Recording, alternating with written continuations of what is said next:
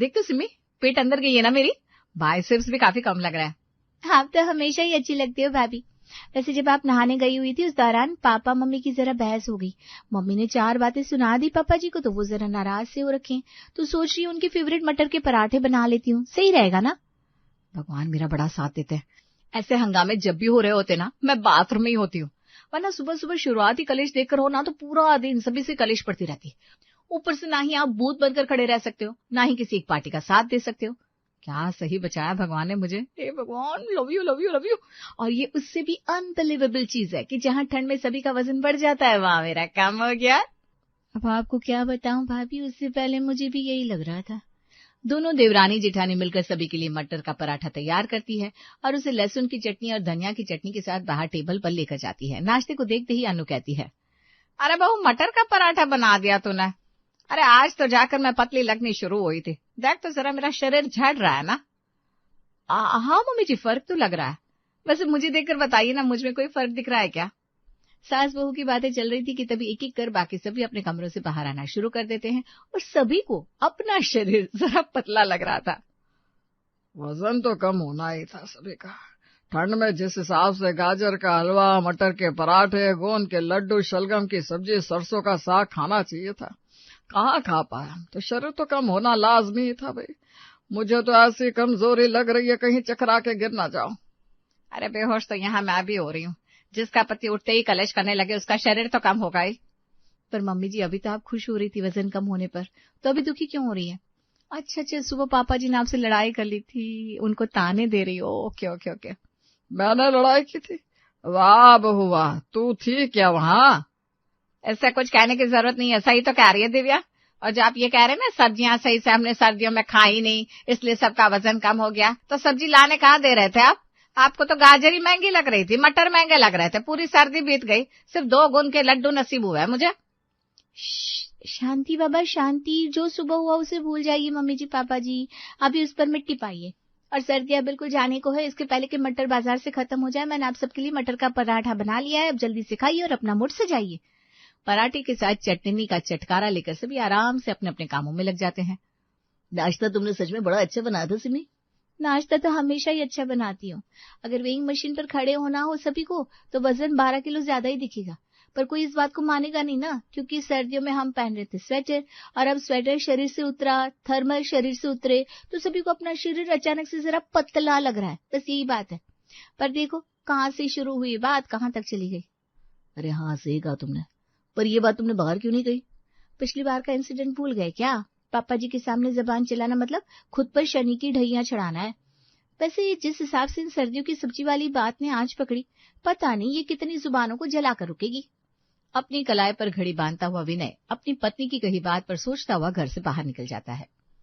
घर कितना हल्का हल्का लग रहा है ना, वरना खिड़कियों पर थर्मल पर्दे, खुद के सर पर टोपी, बॉडी में शॉल, बाप रे बाप, पूरे बदन में दर्द हो जाता था मेरे। वो तो है भाभी, मैंने तो सारी रजाइयों को धुल कर पैक भी कर लिया। अब सर्दी बची कहाँ है, जरा सी महसूस होती है रात को 3-4 बजे बस, नहीं तो अब वो भी खत्म होने वाली है। हाँ रे, बड़ी जल्दी सर्दी निकल गई नहीं? इसलिए तो मैंने आज मटर बना लिया, सोच रही हूँ रात को गाजर का हलवा बना लूंगी। मुश्किल से 3-4 दिन, उसके बाद तो ये सर्दियों वाली सब्जियां बाजार में दिखने भी वाली नहीं है। अगर दिख भी गई तो वो स्वाद नहीं मिलेगा। दोनों देवरानी जेठानी बात करते हुए खाना तैयार कर रही थी कि तभी दरवाजे की घंटी बजती है और दरवाजे पर होता है मनोज। ओहो पापा जी, आइए आइए। आपकी तबीयत तो ठीक है ना? चेहरा एकदम थका हुआ लग रहा है। दोपहर में तो आप कभी नहीं आते, आज क्या बात होगी पापा जी? तू ना अपनी सास जैसी बात मत कर बहू। अब पूरी सर्दी तो ठंड के पकवान का मजा नहीं ले पाया।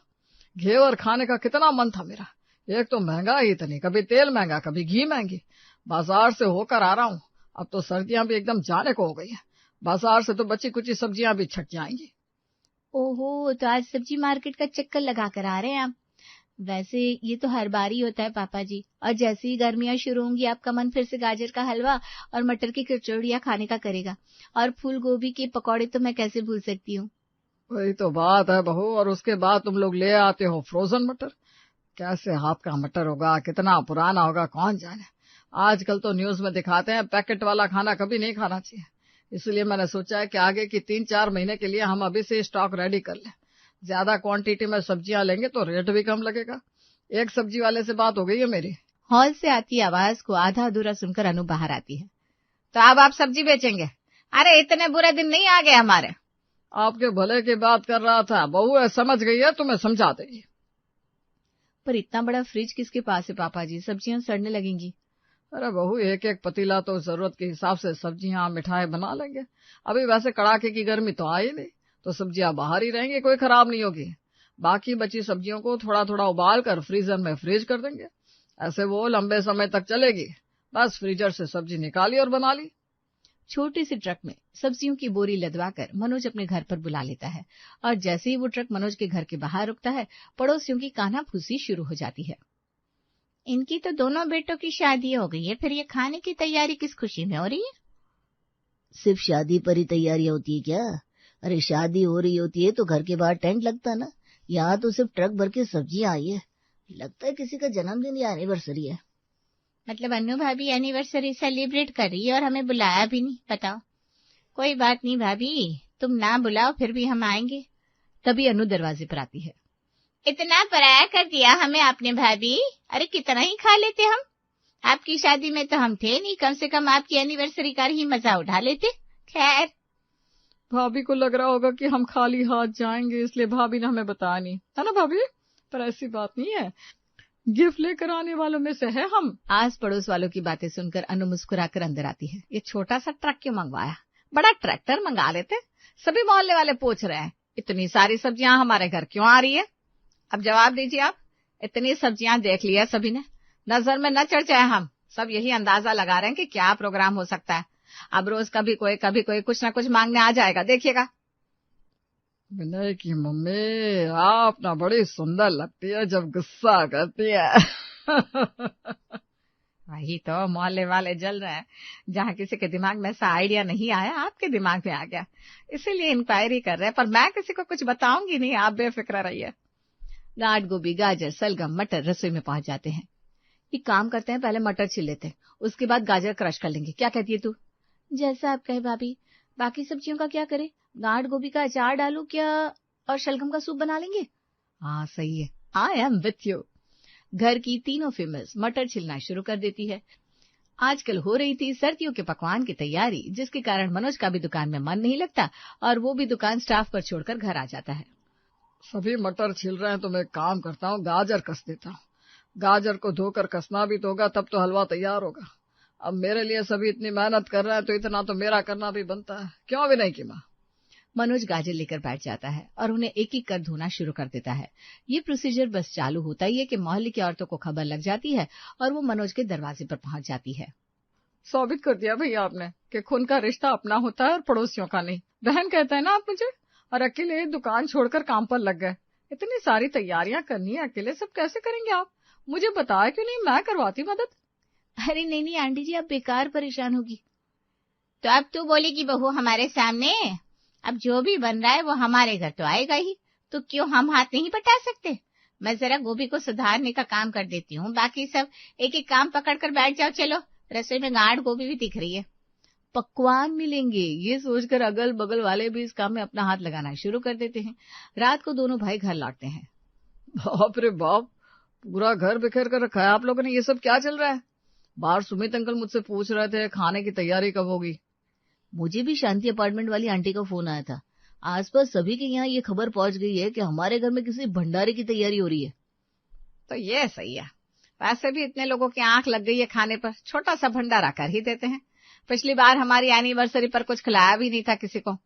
सिम्मी और विनायक की एनिवर्सरी भी आ रही है, इसी नाम पर एक छोटी सी पार्टी कर देते हैं। जो भी सूप सब्जी मिठाइयाँ जो कुछ भी बनेगा पूरा मोहल्ला खा लेगा।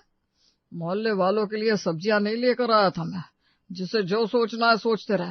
हमने तो किसी की मदद मांगी नहीं अपने काम में। वो लोग खुद आए यहाँ पंचायत करने के, यहाँ अंदर क्या हो रहा है।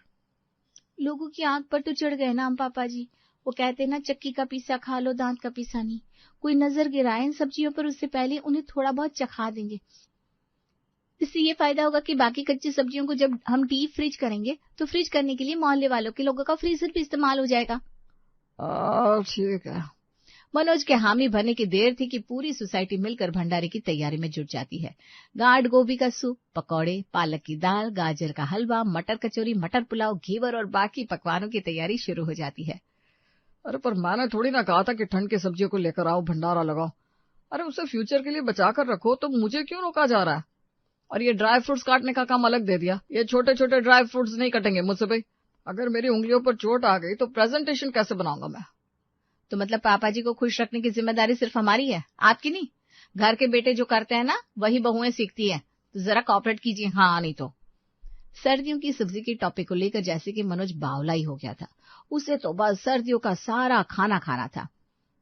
अलग अलग तरह के पकवान बनते हैं और एक लंबी सी टेबल पर सजा दिए जाते हैं। शाम के 7 बजे पूरे मोहल्ले की भीड़ मनोज के घर पर आ लगती है। पूरी सर्दियों में गाढ़ गोभी तो खा ही नहीं पाया मैं, जबकि इतनी पौष्टिक होती है। बहुत सही दिमाग लगाया तूने मनोज, मानना पड़ेगा। गाढ़ गोभी के पकौड़े बनवा दिए, सही है। ये दिमाग मेरा नहीं है, मेरी बहू का है। वैसे सूप भी है गांठ गोभी का, पर तू कहाँ ही पिएगा? तूने तो पकौड़े खा लिए, पेट भर गया होगा ना तेरा। एक प्लेट रखता है, दूसरी उठा लेता है। अगर यही लोग सारा खाना खा जाएंगे तो इस भंडारे में मेरे खाने को क्या बचेगा? मटर की खिचड़ी मानना पड़ेगा। जिस हिसाब से पकवान बने हैं, लग तो रहा है कुछ लंबा हाथ मारा है तुम लोगों ने। ये लो, इन लोगों की आंख ना लगे इसलिए इन सबको भी खाने पर बुलाया, पर यह है कि अब भी चालू ही है। बोलना तो नहीं चाहिए सुलोचना, पर अगर किसी के घर जाकर खा रहे हो ना, तो उनके ही पैसे पर दांत नहीं पीसना चाहिए। भंडारा तो खत्म हो गया था, पर बनाने का खाना नहीं, क्योंकि अच्छी खासी क्वांटिटी में खाना तैयार गया था। रात को अनु मनोज से अपना पर्सनल एक्सपीरियंस शेयर करती है। इन पड़ोसियों को अपनी मेहनत का बनाया खाना, अपने पैसों की महंगी सब्जियां बनाकर नई नई डिशेस बनाकर खिलाए, और बदले में इन्हें लग रहा है कि हमने लंबा हाथ मारा है। मुझे तो घबराहट हो रही है, कहीं आपके दुकान पर या बच्चों के काम पर कोई संकट ना आ जाए। अरे हमारी अर्धांगिनी जी, आप फिक्र क्यों करती हैं? अभी जितना खिलाया है कुछ दिनों में उतना निकाल भी लूंगा। बस सुबह का इंतजार कीजिए आप। 2-2, 4-4 बोरी मटर, गोभी, गाजर और बाकी सब्जियों की गोनी को मनोज अपने दरवाजे के बाहर उतरवा लेता है। लगता है अब फिर से भंडारा होने वाला है। नहीं नहीं सूरज, वो बात नहीं है। वो क्या है ना, गर्मियों के मौसम में ये सब्जियां मिलेंगी नहीं। फ्रोजन मटर कितने महंगे आते हैं, गांठ गोभी मिलती नहीं, और गाजर में स्वाद नहीं रहता। तो मैंने बस ये सारी सब्जियां मंगवा ली थी कि जरा सा उबाल कर धूप में सुखाकर अच्छे से फ्रिज में एयर टाइट करके रख दूंगा, ताकि जब भी मन करे सर्दियों की सब्जियां खाने का, आराम से सब्जियों से मीठा या नमकीन बना लिया जाए। अब जिस हिसाब से भर भर कर सभी ने पिछली रात खाना खाया है, अब इस काम में मेहनत तो करनी पड़ेगी। तो बस हाथ लगाना शुरू कर दो। मैं अरे भाई साहब, आप तो अपनी बहन कहते हैं, मुझे बहन से काम करवाएंगे क्या? हमारे यहाँ तो बीवियां बैठी रहती हैं और बहनें काम करती हैं, तो काम तो आप लोगों को करना ही है। चलिए चलिए, लग जाइए काम पर। बाहर यहाँ सब्जियों को काट कर बड़े बड़े बर्तनों में उबालने का काम चल रहा था। वहीं कमरे में बैठा विनय चिढ़ रहा था, और इस बार सिमी भी। दुकान ही नहीं जाते पापा, सब्जियों के पीछे का पागलपन इनका बढ़ता ही जा रहा है। बिल्कुल सही कहा था तुमने, पता नहीं ये आज कितनी जुबानों को जला कर मानेगी। मैं क्या सोच रहा हूँ विनय की माँ, गर्मियों में ना दुकान ही नहीं जाता हूँ, और इसी ठंड की सब्जियों का बिजनेस कर लेता हूँ। एक बड़ा फ्रिज ही तो लगेगा, जो ये आइसक्रीम वालों के पास नहीं रहता, वही मंगवा लेता हूँ। हमारी बहू है तो है ही, बाकी किसी एक आदमी को एक्स्ट्रा रख दूंगा। 2 से 4 दिन में अच्छा खासा स्टॉक तैयार हो जाएगा। इन सब्जियों को पैकेट में पैक करके मार्केट में भेजूंगा। फ्रोजन गार्ड को भी फ्रोजन मटर किसे नहीं चाहिए। मुझे तो दुकान के धंधे से ज्यादा ये काम बढ़िया लग रहा है। कुछ ज्यादा ही दूर की नहीं सोच रहे आप? सब्जियों को जरा जरा उबालने के बाद सुखाने की प्रक्रिया शुरू होती है। कहीं छत पर सब्जियां सूख रही थी, कहीं हॉल में। दिव्या, तुम कमरे में भी सब्जियां सुखाने लग गई? मजाक है क्या? कहाँ काम करूं यार, कुछ दिनों से ऑफिस का काम भी नहीं कर पा रहा हूँ। तुम लोग ना सच में हद हो। तो सबकी वजन भी तो कम हुई है, ऐसे पापा जी की भी गलती नहीं है। सभी ठंड की पौष्टिक सब्जियों को गर्मियों में भी खाएंगे तो अपने आप सभी का वजन बढ़ जाएगा। और पापा जी की इस बात पर तुम कुछ मत कहो, अपने काम पर दिमाग लगाओ। सभी अपनी जान निचोड़कर इस प्रोसीजर में लगे हुए थे। मोहल्ले की औरतें यूं तो इंटरेस्टेड नहीं थी, पर उन्हें लग रहा था इसी बहाने उन्हें भी बैठे बैठे फ्री में ठंड की सब्जियां मिल जाएगी, और पूरे 5 दिन की कड़ी मेहनत के बाद ये काम पूरा हो जाता है। आज जाकर आखिर में सारा काम हो गया, सारा काम निपट गया। अब कोई टेंशन नहीं है बहू। तभी सूरज हड़बड़ाकर भागता हुआ मनोज के घर आता है। क्या टेंशन नहीं है? फोन कहाँ है? आग लगा दी है तूने। व्हाट्सएप पर एक रील भेजी है मैंने तुझे, जल्दी खोल कर देखा, आप सब भी देखिए। मनोज सोसाइटी ग्रुपिंग मैसेज खोलता है जिसमें नकली सब्जियों की वायरल रील थी। केले के पत्ते से बनाई जा रही है मटर, गाढ़ गोभी बन रही है फैक्ट्री में और गाजर का रंग आ रहा है केमिकल से। आपने बिल्कुल सही सुना। जाती हुई ठंड को देखते हुए ठंड में बिकने वाली सब्जियों के शौकीन मार्केट में सब्जियों की तलाश में थे और इस बात की भनक इन हेरा फेरी वालों को लग गई और मार्केट में पहुंचा दी गई नकली सब्जियां। कहीं आपके घर में भी नकली सब्जियां तो नहीं है? चलाओ भंडारा। अरे सीमा, तुझे पता है रश्मि ने अपने बेटे की शादी की और 50 लाख दहेज लिया है। 50 लाख? बाप रे, लूट ही लिया क्या लड़की वालों को? अरे जाओ, ऐसे वैसे थोड़ी थे लड़की वाले, उनके लिए तो 50 लाख कुछ भी नहीं था। लड़की में सारे भाई बाप सब बड़े बड़े ऑफिसर हैं। अच्छा, तब तो रश्मि माला माल हो गई, तगड़ी पार्टी लेनी पड़ेगी। अरे शादी को 4 दिन हो गए, बहू की मुंह दिखाई की पार्टी तो नहीं की। तुझे क्या लगता है कि दहेज से मिले पैसे की पार्टी देगी? अरे ऐसे कैसे नहीं देगी? जब मैंने अपने बेटे की शादी की थी तब तो मुझसे बोल बोल के पार्टी ले ली थी। पार्टी तो देनी पड़ेगी। चलते हैं उसके घर। अरे जा तू भी, खुद तो शर्म आ नहीं रही, मुझे भी अपने साथ घसीट रही। मैं ना जाऊंगी जलील होने। अरे जलील क्या होना उसमें? देख, तू नहीं बोल सकती कुछ, ये तो समझ आ रहा मुझे, लेकिन मैं तो बोल सकती हूँ क्योंकि उसने भी तो मुझसे बोला था। तो अब जब उसकी बारी है तो मैं भी बोलूंगी। तू बस मेरे साथ चल। लेकिन कुछ नहीं सुनूंगी। तू चल रही है कि नहीं? चल फिर, लेकिन याद रखना मैं तेरी तरफ से कुछ नहीं बोलूंगी। हाँ ठीक है, बात तो मैं ही करूंगी। अरे रश्मि कहाँ है? बाहर निकल। अरे आई। अरे तुम लोग, सीमा और पूनम, क्या बात है? अरे बाहर ही खड़े होकर बात करेगी क्या कि अंदर भी बुलाएगी? अच्छा, आजा अंदर आजा। तो फिर अंदर तो आएंगे ही। अरे बेटे की शादी जो हुई है। अच्छा, तभी मैं सोचूं कि तुम लोग आए कैसे हो, ऐसे तो कभी नहीं आते हो। अरे तो तूने कभी बुलाया ही नहीं। अच्छा, बुलाई तो मैं आज भी नहीं हूँ, लेकिन आए हो ना तुम लोग। अरे तो आज तो आएंगे ही ना, तू नहीं बुलाएगी तो भी आएंगे। अब चल, बुला अपनी बहू को, देखे तो बहू को कि दहेज वाली बहू होती कैसी है। अच्छा, तो पता चल गया दहेज वाली बहू के बारे में। ले, पूरे मोहल्ले में सबको पता है कि 50 लाख दहेज लेकर बहू आई है। अच्छा, लेकिन बहू का चेहरा तो नहीं देख पाएगी तू, क्योंकि बहू है ही नहीं यहाँ पे, बेटे के साथ घूमने गई है। वाह जी वाह, बहू आई और हनीमून पर भी चली गई। लगता है पार्टी देने की नीयत नहीं है तेरी। अरे बहुत थकान हो गई थी शादी में, इसलिए मुंह दिखाई का कुछ नहीं कर पाए। लेकिन पार्टी तो देनी तो पड़ेगी, आखिर 50 लाख का करेगी क्या? अरे क्या सीमा, तू भी पीछे ही पड़ गई है दहेज के। अरे मेरी बहू दहेज लाई है तो तेरी क्यों जल रही है? अच्छा हाँ, अब याद आया मुझे, तेरी बहू खाली हाथ आई थी ना, इसलिए जल रही होगी तेरी। अच्छा हाँ, ये तो मुझे याद ही नहीं था। सीमा की बहू तो बिना दहेज के ही आई थी, तभी तो मैं सोचूं कि इतना पीछे क्यों पड़ी है सीमा। हाँ तो नहीं लाई थी दहेज, तो नहीं लाई थी, लेकिन पार्टी तो दी थी। रश्मि की तरह कंजूसी तो नहीं की थी। कंजूस होगी तू, जल के राख हो गई है तू, तभी ऐसी बहकी बहकी बातें कर रही है, मेरा नाम खराब कर रही है मुझे कंजूस कह के। ओहो, अब तेरा नाम खराब हो रहा। बहू के आने पे एक दावत भी नहीं दी, उसमें तेरा नाम नहीं खराब हुआ। अरे तो मेरा मन, मैं दावत दूं या ना दूं। जब मेरे बेटे की शादी थी तब तो मेरे नाक में दम कर दिया था कि दावत दो, मुझसे दावत ले भी ली थी। तो अब जब खुद की बारी है तो पीछे क्यों हट रही है? अरे पीछे हटे मेरी जूती, नहीं दूंगी कोई दावत, चाहे मेरी बहू कितना भी दहेज लेकर आए। तुम जैसी चलनखोर औरतों को मैं खूब जानती हूँ। चलो जाओ अब यहाँ से। अच्छा, तो तू हमें जाने के लिए कहेगी? अब तू देखना पूरे मोहल्ले में कैसे तेरा मजाक बनवाती हूँ। अरे जाना, यही आता ही है तुझे, चल जा, पता नहीं कहाँ से आ जाते हैं। माँ जी, चाय पियेंगी? अरे जाना यहाँ से, कुछ नहीं पीना मुझे। क्या हुआ माँ, आप इतने गुस्से में क्यों हैं? कोई बात है क्या? अरे बात तो चाहे ना हो, तुझे क्या, जा, मैं काम कर रही हूँ। वो माँ जी, आपने पैसे देने के लिए कहा था, तो वो कब तक? अब तुझे भी अभी ही पैसे चाहिए? अरे हर दूसरे दिन तो तू आके खड़ी हो जाती है। माँ जी, जरूरी है। अरे क्या जरूरी है? हर बार जरूरी ही होता है। अरे इतना ही जरूरी है तो अपने मायके से ले आती। वैसे भी दहेज में तो 1 रुपया भी नहीं लाई, ऐसे ही ले आती। ये क्या कह रही है माँ जी? दहेज कहाँ से आ गया? अरे दहेज क्यों नहीं आएगा, बार बार आएगा। बिना दहेज के शादी कर लिया, मैं भी बेवकूफ ही थी।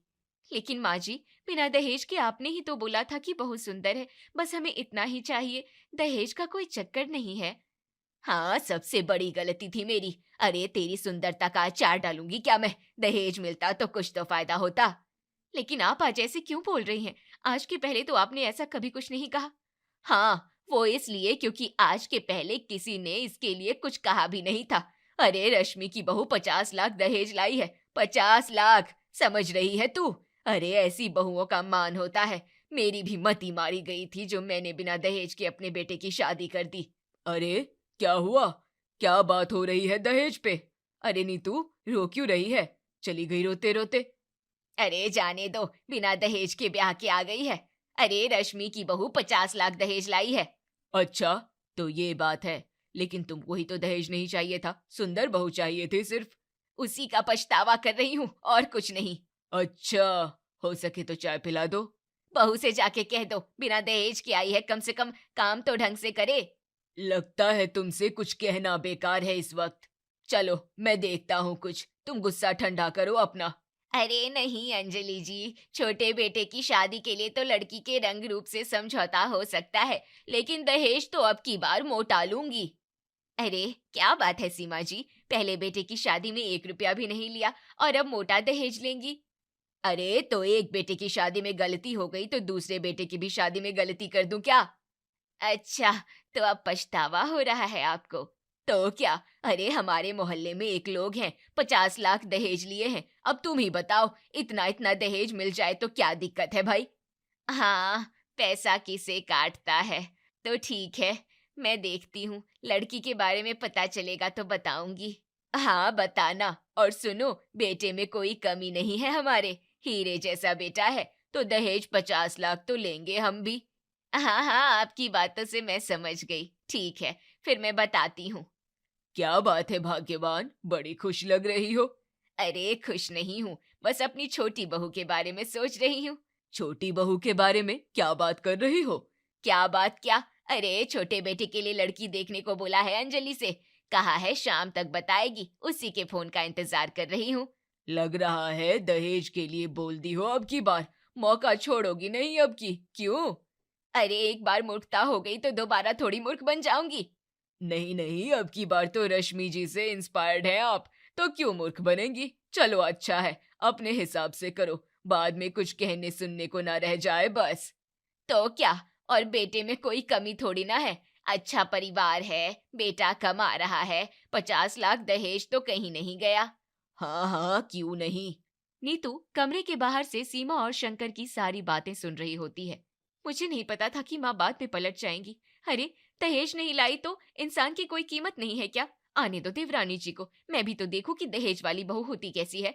नीतू तू भी तैयार हो जा, क्योंकि देवरानी के सामने माँ जी तुझे तो बहुत जलील करेंगी। हाँ अंजलि बोल, क्या हुआ, कोई लड़की मिली क्या?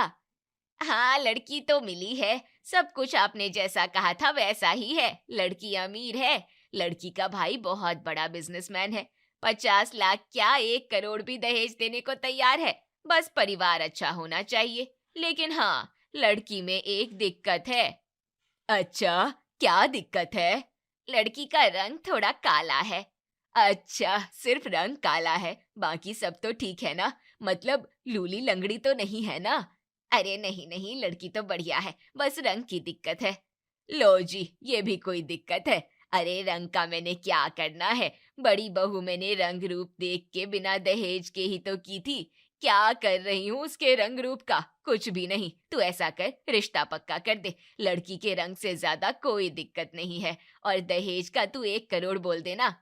अच्छा ठीक है, तो मैं बात करती हूँ। हाँ, हम भी शादी की तैयारी शुरू करते हैं। कुछ समय बीतता है और सीमा अपने छोटे बेटे की शादी शालू से करवा देती है। आओ बहू आओ, आज तुम्हारा इस घर में पहला दिन है, तुम्हारा इस घर में स्वागत है। थैंक यू मम्मी, मुझे भी यहाँ आके बहुत अच्छा लग रहा है। लेकिन मुझे नहीं अच्छा लग रहा। पता नहीं माँ जी को इस काली देवरानी में क्या दिख रहा था। अरे पूरा वंश खराब कर देंगी माँ जी, बच्चे भी काले काले पैदा होंगे। लेकिन माँ जी को इससे क्या, माँ जी को तो बस पैसों से मतलब है। अरे नीतू, खड़े खड़े क्या देख रही है? शालू का कमरा ठीक किया? हाँ माँ जी, कमरा तैयार है, शालू जा सकती है। आओ शालू बेटा, चलो मैं तुम्हें तुम्हारे कमरे में छोड़ कर आती हूँ, तुम थोड़ा आराम कर लेना। जी मम्मी जी। देख नीतू बेटा, सीमा की बातों का ज्यादा बुरा मत मानना। उसकी आंखों पर पैसों की पट्टी बंधी है, लेकिन तुम तो समझदार हो ना। नहीं नहीं पापा जी, मैं समझती हूँ, आप बेफिक्र रहिए, कोई दिक्कत की बात नहीं है। मुझे तुमसे यही उम्मीद थी। चल ठीक है, जाके तू भी आराम कर ले। हाँ पापा जी, मैं जा रही हूँ आराम करने, बहुत थकान हो गई है। आप भी जाइए, आराम कर लीजिए, और अगर कुछ चाहिए होगा तो बता दीजिएगा। अरे कुछ चाहिए होगा तो मैं ले लूंगा, जा अब आराम कर। जी पापा जी। तो भाग्यवान, अब खुश हैं आप, संतुष्ट हैं अपनी छोटी बहू से? संतुष्ट? अरे बहुत संतुष्ट हूँ। इतनी अच्छी बहू मिली है, इतना दहेज लेकर आई है, जिंदगी भर बैठ के खाएंगे तो भी चल जाएगा। ऐसा लग रहा है कि तुम्हें बहू से ज्यादा तो बहू के पैसों में दिलचस्पी है। अरे नहीं नहीं, मुझे बहू में भी दिलचस्पी है। अरे बहू भी बहुत अच्छी है। हाँ काली है, लेकिन गरीब तो नहीं है। गरीब जेठानी से अच्छी काली देवरानी है। कम से कम शालू और छोटे बेटे का भविष्य तो सुरक्षित है ना।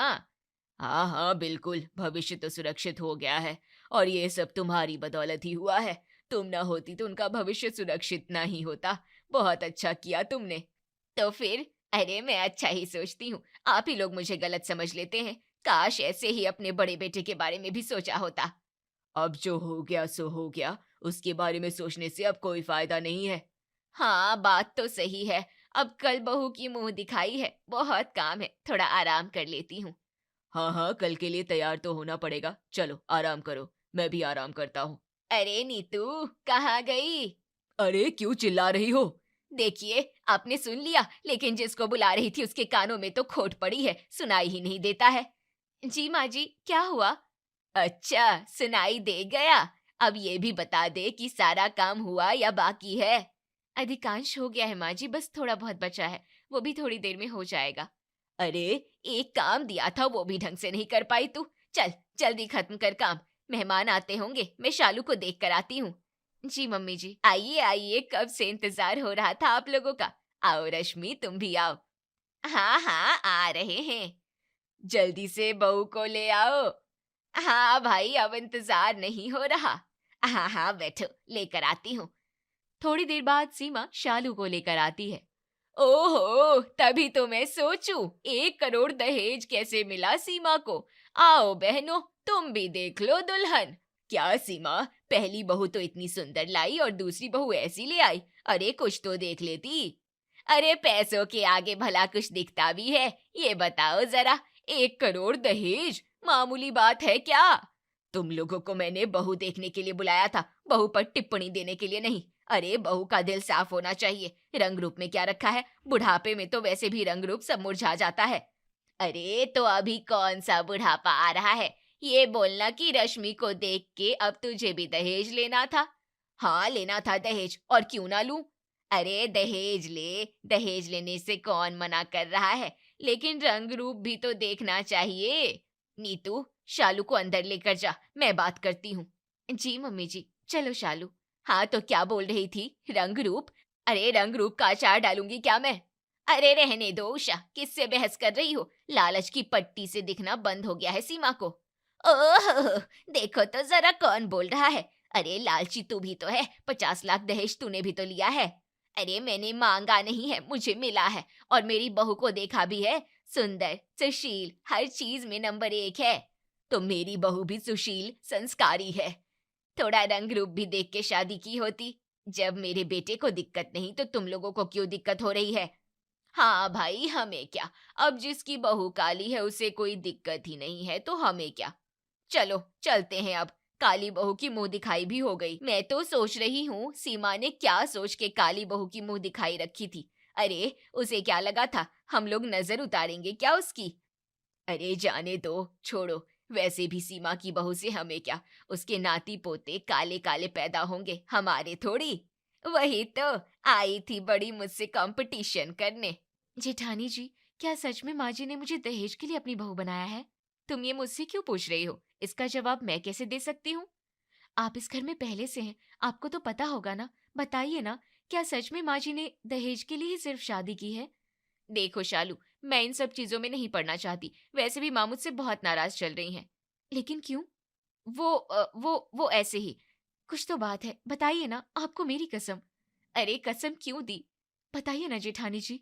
माँ जी ने मुझसे दहेज नहीं लिया था ना। जब रश्मि आंटी की बहू दहेज लेकर आई तो मोहल्ले की औरतों ने माँ जी से कहा होगा कि तुम्हारी बहू खाली हाथ आई है, इसलिए माँ जी मुझसे थोड़ा नाराज हैं। जबकि माँ जी ने ही मेरी सुंदरता देख के मेरा रिश्ता पक्का किया था, और बाद में उन्हें पछतावा होने लगा, इसलिए उन्होंने छोटे बेटे की शादी मुझसे करा दी, जो सुंदर नहीं है लेकिन दहेज लेकर आएगी। तुम्हें पता तो है। वो तो अब पता चला ना, जब नीचे मैंने सबकी बातें सुनी और जब आपने बताया। लेकिन माँ जी बुरी नहीं है, तुम उनके बारे में बुरा मत सोचना। अब माँ जी को मेरे लिए भी पछतावा होगा। नहीं नहीं, ऐसा नहीं होगा, तुम ज्यादा सोच रही हो। ऐसा करो, तुम बैठो, मैं अभी आती हूँ। हे भगवान, अभी ज्यादा कुछ बोल दिया माँ के बारे में, और ये शालू ने माँ को बता दिया तो दिक्कत हो जाएगी। माँ जी मुझसे और नाराज हो जाएंगी। क्या हुआ भाग्यवान, अब क्यों मुंह बना लिया? ये क्या हो गया मुझसे? मैंने कैसी बहू चुन ली अपने घर के लिए? लो, अब ये तुम कैसी बातें कर रही हो? अरे मेरे दिमाग पे तो पत्थर पड़ा था, लेकिन आप लोग तो होश में थे ना, क्यों नहीं समझाया मुझे? अरे क्या समझाएं तुम्हें, तुम किसी की बात समझने की हालत में थी ही नहीं। अरे जिस बहू को तुमने इतने प्यार से इतने सालों से रखा, उससे तक तुम नाराज हो अभी तक, सिर्फ इसलिए क्योंकि वो दहेज लेकर नहीं आई थी, खाली हाथ आई थी। अरे कितनी बार ताने मारे हैं तुमने, और दूसरी बार जब दहेज वाली लड़की लेकर आई अपनी पसंद से, तो भी तुम्हें दिक्कत है। अरे पहली को छोड़ो, अब तुम्हें दूसरी से भी दिक्कत हो गई, जबकि दोनों बहुएं तुम अपनी पसंद से लेकर आई हो। अरे तो मैं क्या करूं, लोगों की बातों में आ गई थी। लोग तो कुछ भी कहेंगे सीमा, लोगों की बातों पर इतना क्यों ध्यान दे रही हो? अगर तुम लोगों की बातें सुनकर अपनी बहुओं में दिक्कत निकालोगी तो दिक्कत बहू में नहीं है, दिक्कत तो तुम में है। तुम हो असली दिक्कत। ये क्या कह रहे हैं आप? सही कह रहा हूँ, इसलिए अब जो हुआ सो हुआ, जो है उस पर ध्यान दो, उसे स्वीकार करो और खुश रहो। ऐसा ना हो कि लोगों की बातों में आकर तुम अपना घर बर्बाद कर लो। नहीं नहीं, ऐसा नहीं होगा, मैं ऐसा नहीं होने दूंगी। जो हुआ सो हुआ, लेकिन अब मैं गलती सुधारूंगी। अपनी दोनों बहुओं से माफी मांगकर खुशी खुशी अपने परिवार के साथ रहूंगी।